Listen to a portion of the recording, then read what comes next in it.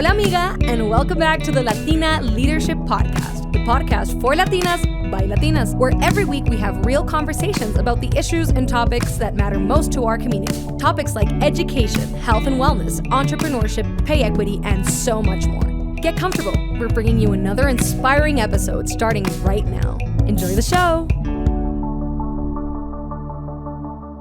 Hola, welcome to another episode of the Latina Leadership Podcast. I am Gracie, and I'm so excited to be here today with Cynthia. Tell us a little bit about what you do, who you are, and what you do. I'm Cynthia Kleinbaum millionaire. I'm an immigrant from Mexico, living in New York City.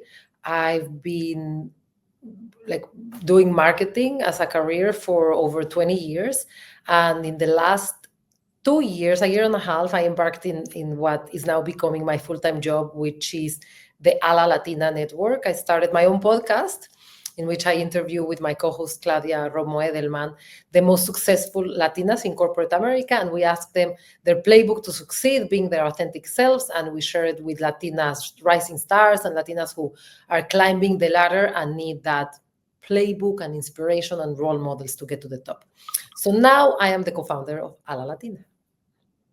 And what inspired you to start A La Latina? I was working at Walmart in my career, in my 20 plus years of marketing roles. I have worked in big companies, small companies, and one of the last companies I worked at was Walmart. And as you can imagine, there are a lot of Latinas working at Walmart. There's not a lot of Latinas. There's not even a lot of Latinos in senior positions in this company that employs so many of our community in the entry-level roles of the organization. And I joined it's called the Latinx ARG, which is the Employee Associate Group, and I was the executive sponsor. And when I was going around the company and talking about topics that were relevant to the Latinos, I started to get connected to this community, and they would come, some of the more junior women would come and ask me, how did you make it to the top? How did you get to the corporate side of the organization? How did you become a VP? And I realized that there was really no easy path, no easy answer, that the journey of Latinas in an organization, in a corporation, if they don't have anyone in their family or their network that can tell them how somebody climbs the ladder, it was going to be very hard for them to do it, because there is a playbook and it's pretty obvious once you know it. But if nobody tells you the playbook, then how are you supposed to know? So that's why I created A La Latina. I went to Claudia, I pitched her on the idea, and she was coming from a perspective of global organization, mobilizing communities, and she just loved the idea of changing the opportunities of Latinas, both from the inside out and from the relationships that Claudia had with senior leaders in organizations. Yeah, and you said that you grew up in Mexico, right? Mm-hmm. I grew up in Mexico City. Can you tell us a little bit about starting in Mexico and going into corporate leadership, your journey? Yeah. I always wanted to work in a company that had brands that were recognizable. I don't know why, but as a marketer, I studied business administration with a specialization in marketing. And I just was always attracted to brands.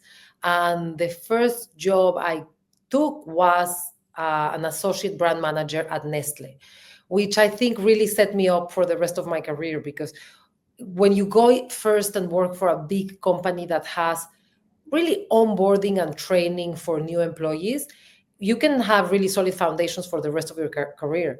And that's where I learned to be a marketer at Nestle in the beverages business unit. I ended up leading the Nesquik brand, which I can't tell you how much fun that was, because, I mean, can you imagine doing like focus groups with kids drinking chocolate milk? Fun. So that's where I started my career. What initially attracted you to marketing? I loved advertising. When I was little, I would literally write jingles. I loved advertising. Little did I know that marketing is not advertising. If I wanted to do advertising, I should have probably gone to a creative agency and not to the client side, but I didn't know. And I just loved products, and I loved this idea that you could build something out of nothing and then sell it, just like show people that that you can solve a problem for them, and the storytelling that comes with it. So I was really enamored with the idea of advertising. And how did your experiences at companies like MoneyLion, Walmart, how did that shape your approach to leadership and innovation? I mean, it has changed. In every company, I've learned something different, and I think I have formed my own perspective. I can tell you, for example, that I have never learned as much about innovation as in MoneyLion. MoneyLion is it's a publicly traded fintech, but don't be fooled by the words publicly traded. It's still very much a startup in the sense of the pace of innovation. Every other company that I worked at has had pretty solid product market fit, which means there's like a large customer base that buys their products. When you're in the startup world, you're still coming up with ideas and throwing them to the wall and see what sticks. And what was fascinating to me from working at MoneyLion is the speed at which you can innovate if you are not precious about your product. If you are really taking the customer pain point and needs into consideration, coming up with something, and then not expecting it to be perfect before you start getting feedback from the consumers. And when I say speed, I mean, in MoneyLion, we would come up with an idea and it would be in the app 2 weeks later. This, in a company the size of Walmart, would take a year. So innovation, definitely in a company like MoneyLion, that's where I learned. When I think about leadership, I would say that I learned leadership more in the larger organizations, because there's something to be said about the structure, that having like HR partners and processes to give feedback and peers that can help you kind of navigate tricky situations that come with a job. When you're a leader, you're spending at least 50% of your time managing people, not doing the work. So I think I really polished my leadership abilities working at Walmart. One of the books that I read while I was at Walmart that was really instrumental, and I give it to everyone that is a new manager, is the book from Kim Scott, the first one, called Radical Candor. And that is the framework that I use to lead my teams, which is I care deeply about them, but I challenge them to be the best version of themselves. So I like in that matrix that she presents, there are 4 different quadrants of how to lead. And in some cases, people lead like they care a lot about people, but they don't push them. So they don't get the work done, people don't get developed. Or you have the one that pushes people, but they don't care about them personally, which is very hard to lead a team when you don't care about them, when it's very transactional, like it's very short term, like you're never gonna build long-term success, you're never gonna be able to rehire those people later on. And then the worst quadrant is you don't care about them and you don't even push them, you might as well like don't count on them for anything. So that's kind of like the quadrant that I'm looking to always perform at, is the upper right, and it has worked quite well for me, I think, as a leader. And what does being a Latina in leadership mean to you? I mean, it means that I have a responsibility both to represent myself in a way that people start understanding that I am unapologetically Latina. I am not hiding who I am. I have this accent. I have this passion. I have this way to lead like a mother. So I lead like a Latina, but I can also be very effective. And it is my job and the job of all Latinas in leadership positions to tell the story of how we can be very successful and effective and drive results while still being ourselves. And the second part of what I think it means to be a Latina leader is making sure that there's a pipeline behind me, that I'm not taking up the one spot for the Latina and then nobody else can come behind me, but actually make sure that I'm bringing more chairs to the table. And So there are younger Latinas who dream of being in leadership or in corporate. What advice do you have for younger Latinas who aspire to be a leader? I mean, obviously to listen to the A La Latina podcast because like all the advice, like step by step on how to climb the ladder is there. But from what I've learned in that podcast and what I have implemented myself, I, honestly, the list is not super long. Believe in yourself, like don't doubt yourself, don't have imposter syndrome, dream big, like, and keep moving the goalpost, like I don't mean dream big as in your goal should be a CEO. Maybe your goal should be like be a VP, but then when you get to be a VP, move the goalpost. Now, what's next for you? And then if you're a CEO, what's next for you? Always move the goalpost to dream big. Get a sponsor within your organization. This is a pretty cool concept that I didn't understand before. And I'm happy, like I won't go into each of these topics, but if there's one that you're more interested in me diving in, let me know. So get a sponsor, get a mentor, understand how the business works, even if it means taking a lateral move sometimes. Sometimes people take backward moves where they are directors in a part of the organization, but it turns out that that organization is really a very logistics driven organization. So they need to learn logistics. Maybe that means you take a lateral move or a backward move to understand the logistics. Understand what matters to the CEO and try to get close to that. If it's an initiative, let's say that there's a high priority project that your CEO or your boss really cares about, try to get in the team that is going to be working on that, even if it's just by volunteering, because that's going to give you access to the leadership and it's going to allow you to shine. Those are like some of the most important things that people have to do. And talking about your A La Latina podcast, who is like the most memorable guest and what advice did they give? I mean, you can't ask me to say who is the memorable guest. I have so many. Ileana Musa, I remember her saying, El no ya lo tienes, which means like you just have to go for it and ask for what you want, because if you don't ask, you already have the no. So you might as well ask and you may stay with the no. I also remember Claudia Jaramillo very recently saying, if there is no seat at the table for you, then you bring the conversation to your table, meaning, let's say that you don't have access to the CEO, but you have information that your CEO cares about, then find a way for the CEO to come to you so you can communicate to him. Ana Corrales from Google shared her approach to finding her calling by process of elimination. Many of us, I think, go through our career not liking what we do. Like we take a job and we're not enjoying it, and we think, oh, I made a mistake, I really am not cut for this. And instead of letting you like completely destroy your self-esteem or you made a bad decision, she taught us that you should just think, okay, now I know that this is not what I want. Let me see if I like this other thing. And then you start trying things, and by process of eliminating the things that you don't like, at some point you find what you like.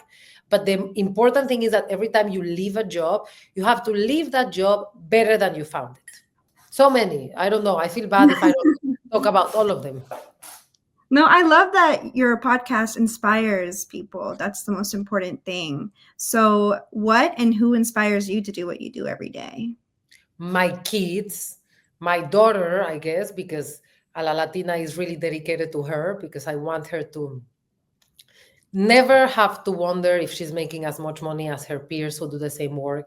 Never have to wonder if she has to hide who she is, change her style, dress like someone she's not to succeed. So she inspires me. My partner, Claudia, inspires me because she's somebody that has been working for over 30 years to change the world. Meanwhile, I've been working for over 20 years to myself climb the corporate ladder. And when I see how much fulfillment you can get by helping others, I think that's super inspiring. I have so many people, so many causes that inspire me. But I'd say my daughter and my partner, my co-host, inspire me the most right now. And what are some unique challenges you face in the corporate world? I faced every challenge that we address in the podcast. I was told I had an accent and I would never be able to like be senior enough because people wouldn't take me seriously or would think that I wasn't smart enough. And I tried to get rid of my accent, and as you can see, it did not work. Because thankfully, well, I don't know if thankfully, but I had such a thick accent that when I hired somebody to help me get rid of it, she corrected every single word I said. And I thought, this is unsustainable. Like I basically would have to relearn speaking. So I decided, you know what, this is too much work. And I'm going to use all my energy to try to get rid of my accent instead of trying to contribute to the conversation. So I suffered that one. I also suffered of imposter syndrome, and I still do sometimes, but thinking, oh my God, is everybody else smarter than me? Does everybody else understands what's going on?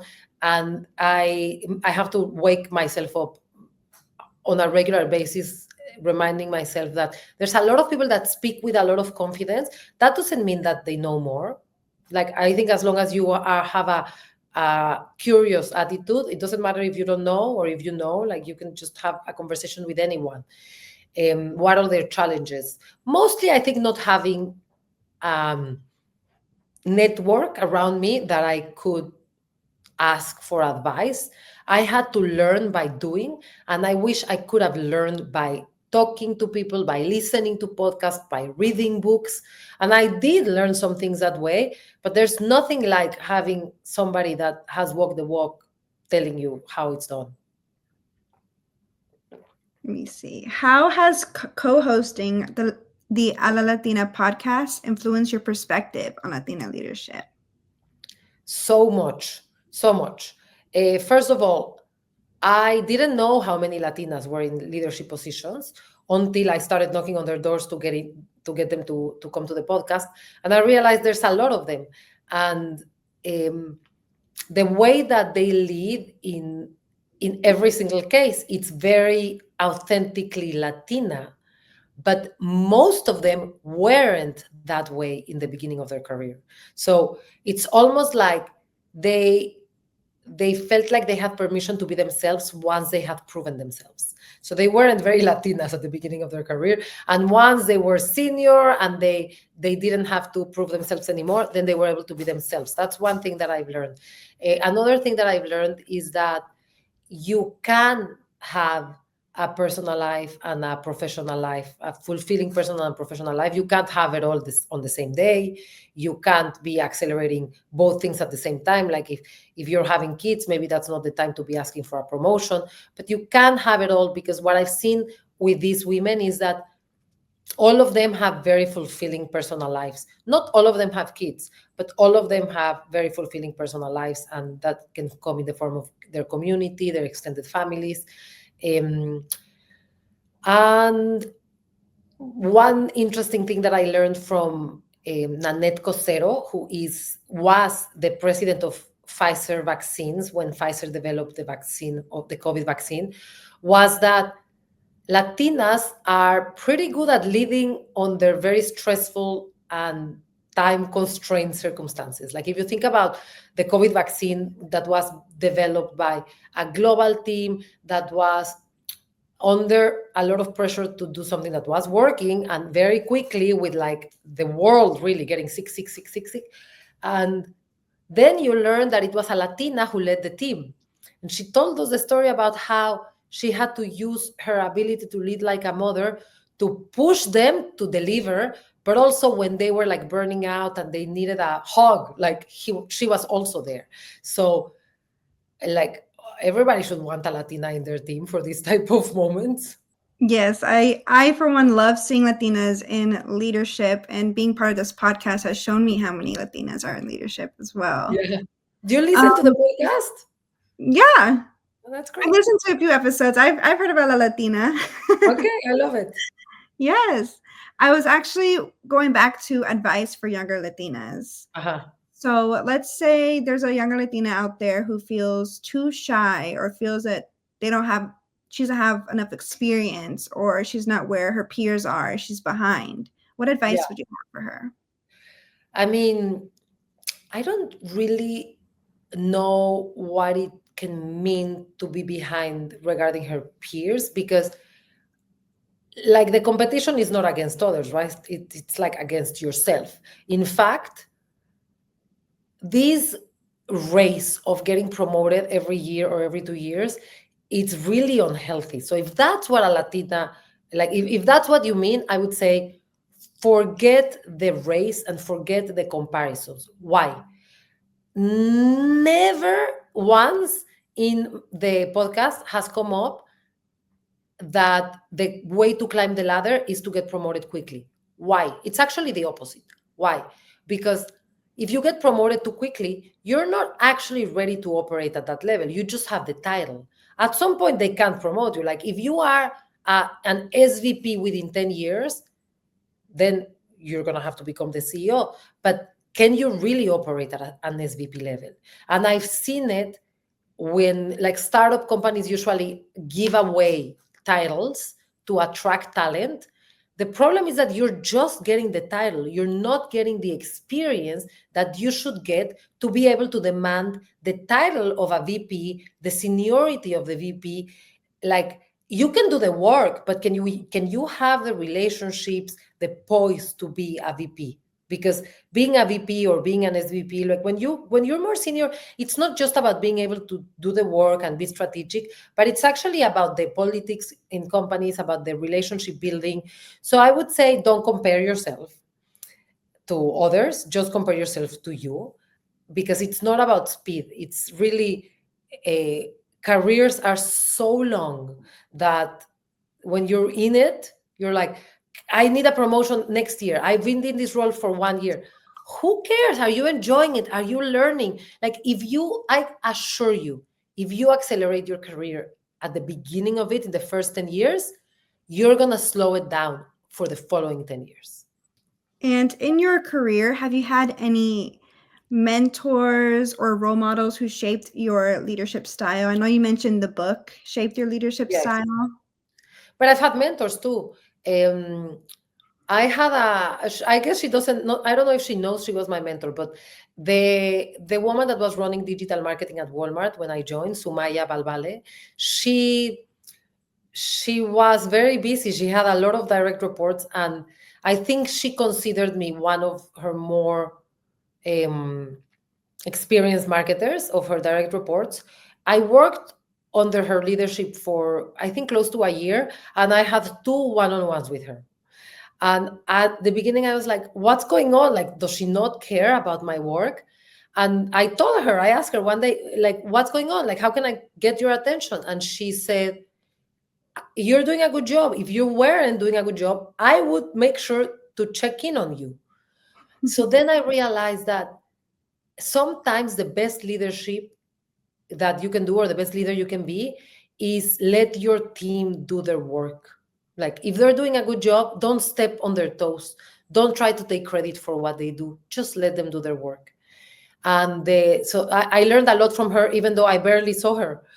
And my second boss, Mario, he was my second boss at Nestle, and he basically taught me how to do marketing. He took it upon himself to teach me the basics of marketing that I still use up until today. So those are two people that really come to mind that I would say my career was propelled after having Mario as a manager and after having Sumaya as a manager. And going more closely into your career in marketing, what advice do you have for people going into marketing? I think marketing has evolved a lot, and it's important to understand the differences. I still think marketing is the best career. And I almost wish, not almost, I actually wish more industries understood marketing as a strategic center, not as a support center. What I mean is, you have industries like CPGs, Nestle, Procter and Gamble. I think maybe even like Diageo, other companies of consumer good products have marketing at the center of the business. It's in fact the person that becomes the CEO many times comes from marketing. But all the other industries treat marketing as a service area.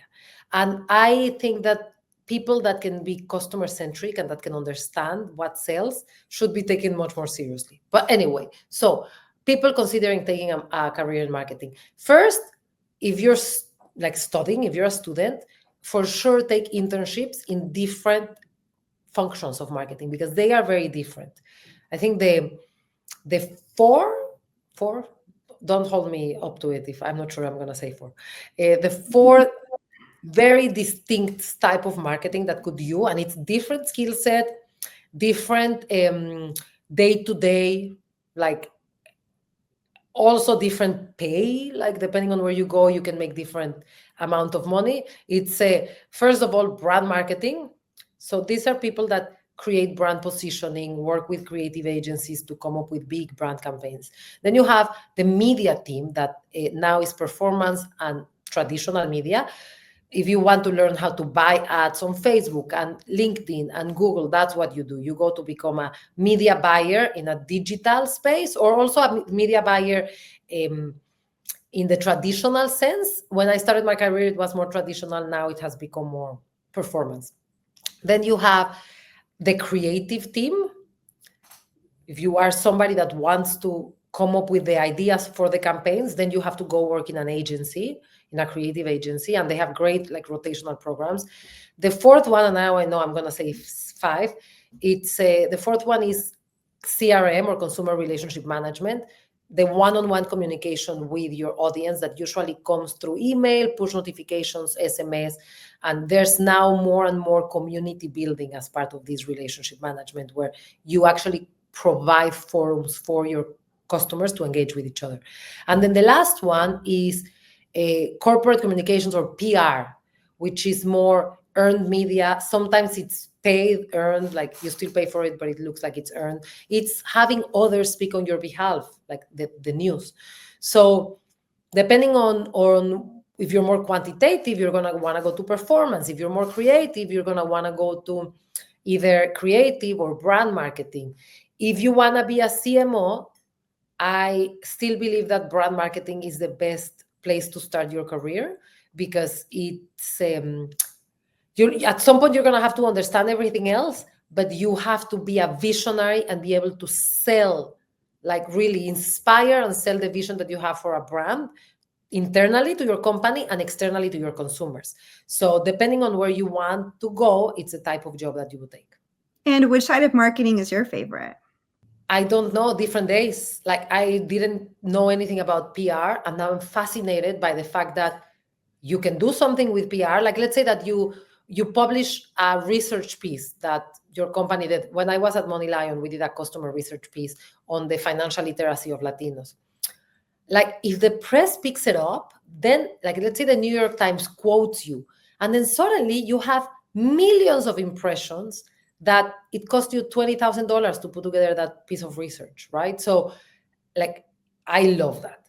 I love brand positioning and I love brand marketing. The thing is that I love to do that like a couple of times a year. You don't do that all the time. You don't do campaigns all the time. And I am fascinated by the real-time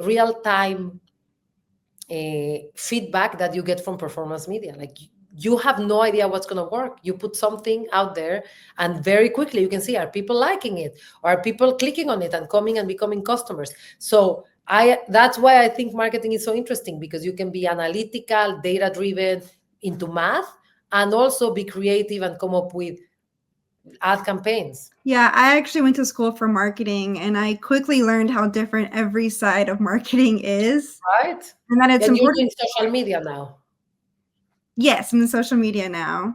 More organic social media? Yes. Yeah. And I learned it's very important to get experience in every side, because how do you know if you like it? Or how do you know if you're, which side is for you to do? And better to do it when you're in college, because then like you get a taste. Yes, I quickly learned that too. I was like, let me get an internship my last year of college before. Exactly.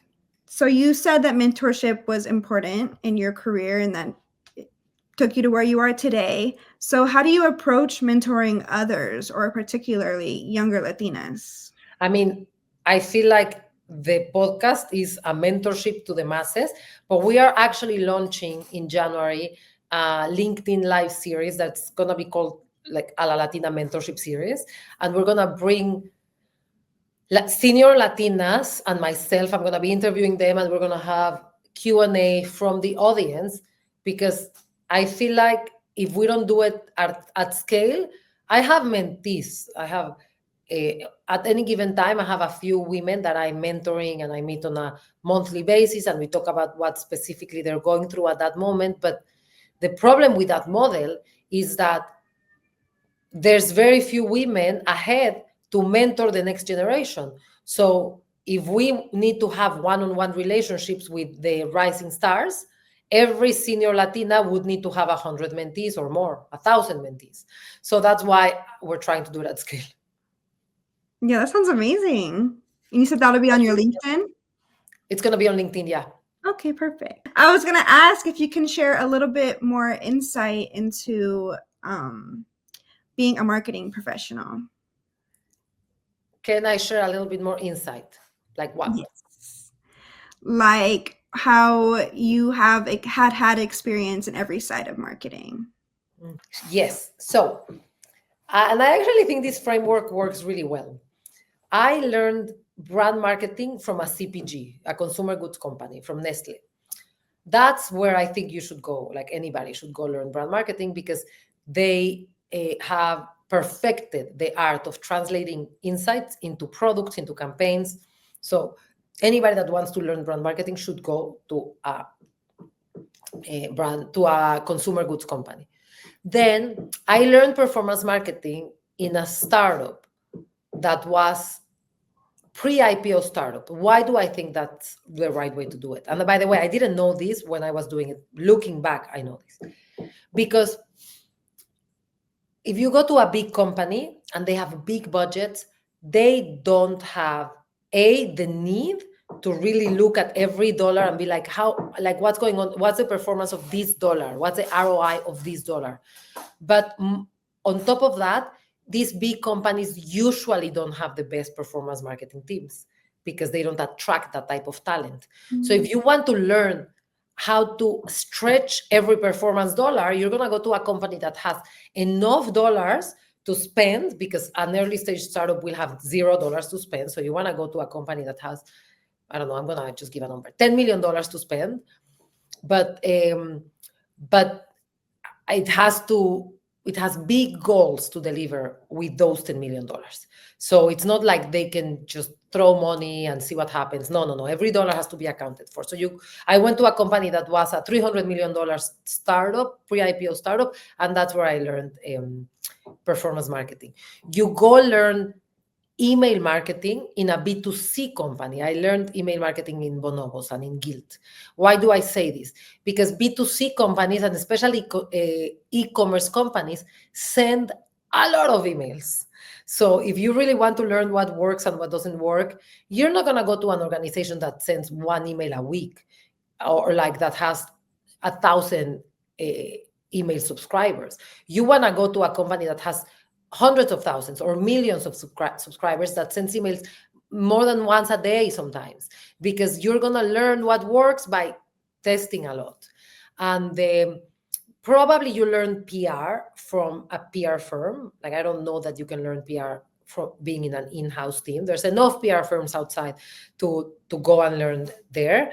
And if you're interested in creative, which I didn't do, the big creative agencies tend to have rotational programs that are great, because they take people right out of college or right out of an MBA, and they put you in. They've consolidated so much that industry that there's all these companies that are owned by the same holding company. So they move you from one organization to another, and you really get a sense of what it looks like to work in the multicultural agency and the agency that's focused on sports, so that's what I would do. Like, that would be how I would navigate my career.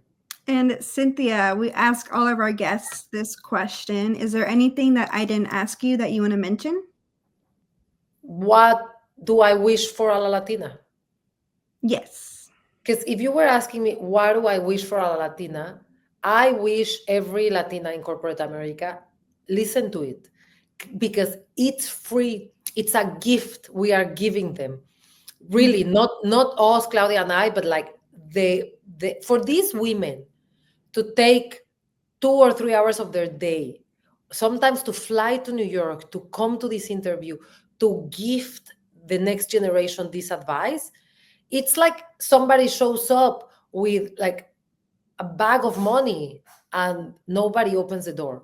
So I want every Latina to listen to the advice from these women, because it is going to change their journey. Like I know it, because as I'm talking to them, I'm listening to them, and I'm thinking to myself, I wish somebody had told me this before.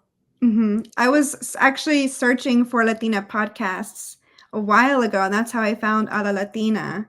And there's not a lot of Latina podcasts on Spotify or No, those no. platforms. So, And also, like, for this audience, like it's a very senior high, like there's a lot of podcasts for fun. There's a lot of podcasts to show the sisterhood of Latinas, but there's not a lot of podcasts for professional development. and where can we find you other than the A La Latina podcast?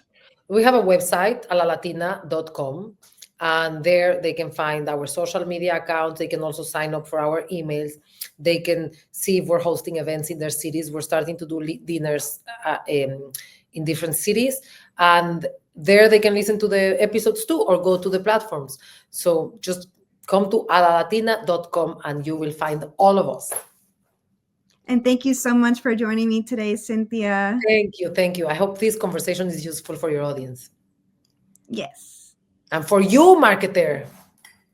I am in marketing. Thank you for everything. Of course. Thank you for joining us on the Latina Leadership Podcast. If you enjoyed today's episode, be sure to like, subscribe, and share it with your amigas, comadres, hermanas, your mom, your tias, or anyone who you think would enjoy the conversation. The Latina Leadership Podcast is a weekly video and audio podcast since 2020. Visit our online Latina Leaders Directory, join our growing community of Latina changemakers, keep up with our calendar of events, or reach out to us if you're interested in supporting the Latina Leadership Podcast by visiting our website at latinaleadershippodcast.com. And with that, we'll see you next time.